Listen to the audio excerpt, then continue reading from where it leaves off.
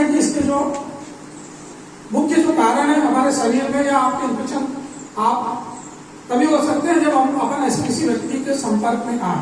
उसमें ज्यादातर जो मोर देन 60% जो है ये बीमारी शारीरिक ऐसे व्यक्ति से आपका शारीरिक संबंध हो जाए जिसको एड्स है तो आप उसके इन्फेक्शन होने के ज्यादा चांस होते हैं। 65% जो बीमारी है इसी कारण से दूसरे लोगों में ट्रांसफर होता है।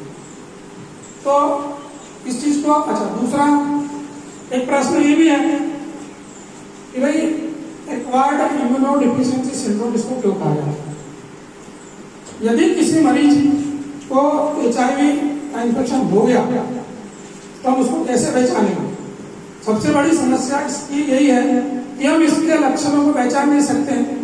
ये हमारे शरीर में जैसे ही HIV का वायरस हमारे शरीर में आता है वो 3 महीने तक सुषुप्त अवस्था में रह सकता है।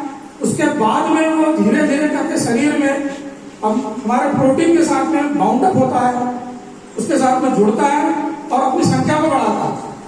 आपने देखा होगा इम्यूनोडेफिशिएंसी इसलिए बोलते हैं। इम्यूनिटी पहली चीज मैं आपको बताऊंगा कि इम्यूनिटी क्या होता है।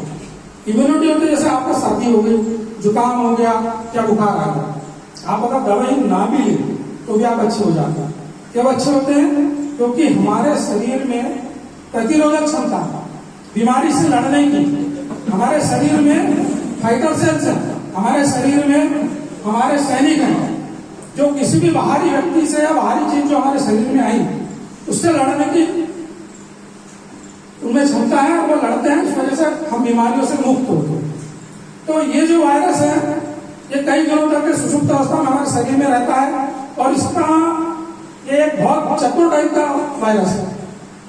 ये क्या होता है कि हमारे जब शरीर में आता है, भाई कोई भी चीज अगर शरीर में जाए तो हमारी जो प्रतिरोधक सेल्स है वो ये कोशिश करती है कि इनको हम मार के भगा दें, लेकिन ये खुद को ऐसा ढाल लेता है कि हमारे जो प्रतिरोधक सेल्स रहते हैं उनको ये लगता है कि ये हमारा कोई साथी बन गई है, ये हमारा हमसे अलग नहीं है, तो ये उससे लड़ने की कोशिश नहीं करते। स्यूडो आइडेंटिफिकेशन वो कर लेते। जैसे आपने देखा होगा कि हमारे देश में कई देशों के आतंकवादी घुस जाते हैं, वो हम लोगों के बीच में आ जाते हैं और हमारे जैसे बन जाते हैं। बाद में फिर कुछ लोगों को अपने साथ जोड़ लेते हैं और फिर आतंकवादी गतिविधियां करते हैं। तो ये इस तरह का खेल है। तो जब तक शरीर को इतना कमजोर कर देता है वो कि हमारे जो किसी भी बीमारी से लड़ने की जो ताकत होती है वो छीन हो जाती है, खत्म हो जाती है।